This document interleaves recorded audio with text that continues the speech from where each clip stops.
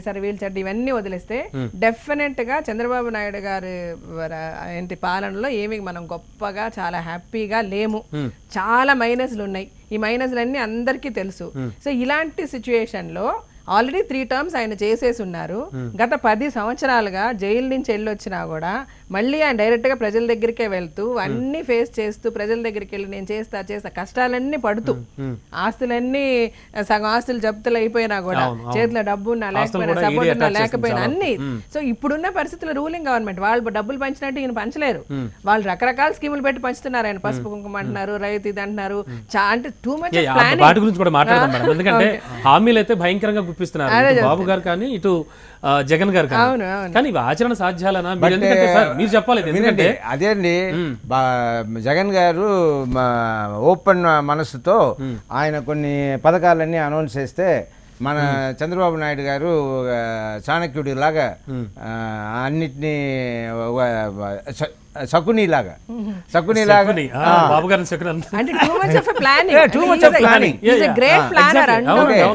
So అదంతా తీసి ఇప్పుడు కరెక్ట్ గా ఎలక్షన్ ముందు కొన్ని పథకాలని కొన్ని ఇప్పుడు డబ్బు ఇచ్చే పథకాలతో ఆయన దగ్గర కాపీ కొట్టింది. ఓకే, అది కొట్టి లాస్ట్ లో డబ్బు ఎప్పుడు ఇస్తున్నారు? జస్ట్ ఎలక్షన్ ముందు.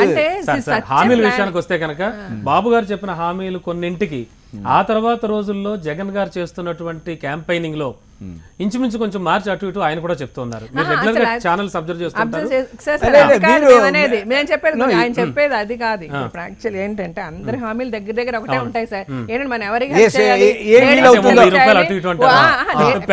ఆడవాళ్ళకి ఏం చేస్తాము, స్త్రీలకి లేకపోతే వృద్ధులకి ఏం చేస్తాము, లేకపోతే రైతులకి ఏం చేస్తాము, ఎనీ గవర్నమెంట్ వీళ్ళకే ఇవ్వాలి మన హామీలు. స్కీమ్స్ అన్ని దగ్గర ఒకేలా ఉంటాయి. ఇప్పుడు ఆయన చెప్పేది ఏంటంటే ఇప్పుడు 2014 లో ఎలక్షన్ ముందు ఏవైతే హామీలు చంద్రబాబు నాయుడు గారు ఇచ్చారో ఆ హామీల్లో ఒక చిన్న మాట, డ్వాక్రా లోన్స్ అన్ని నేను క్లియర్ చేసేస్తాను, ఎవరికి ఏ లోన్ ఉండకుండా చేసేస్తాను అని చెప్పారు.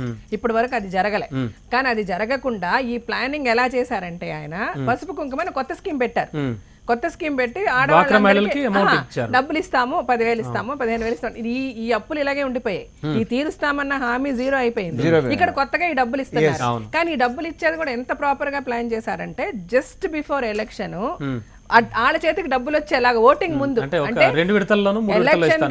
ఎలక్షన్ కమిషన్ కూడా దొరకకుండా అంత చక్కగా పోస్ట్ డేటెడ్ చెక్స్ ఇచ్చి క్లియర్ అయ్యేది బిఫోర్ ఎలక్షన్ చేస్తే. అంటే సైకలాజికల్ గా మన చేతిలో డబ్బులు పడ్డ వెంటనే ఎవరికి ఏమనిపిస్తుంది, ఓ మన చంద్రబాబు నాయుడు గారు మనకి డబ్బులు ఇచ్చారు అంటే ఇంత ఒక